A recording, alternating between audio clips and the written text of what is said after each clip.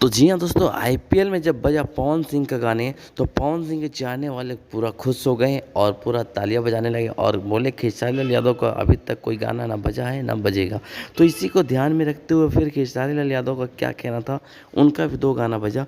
कौन सा गाना बजा आप सुनिए।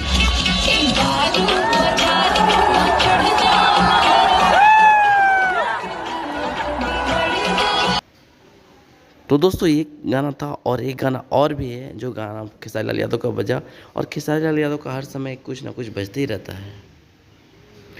और क्या हुआ कि दूसरा भी गाना बजा, वो आपको लास्ट में सुनने को मिलेगा। और तब तक कि क्या है ना कि जियो सिनेमा में भी खेसारी लाल यादव के कोका 2 गाना का प्रमोशन बहुत ज़ोर शोर से जियो सिनेमा कर रहा। तो ये है भोजपुरी का जलवा। कहीं तो भोजपुरी कॉमेडी चल रही है, तो कहीं खेसारी लाल यादव का जलवा चल रहा, तो कहीं पवन सिंह का जलवा चल रहा। आपका क्या राय है, कमेंट करके जरूर बताएं।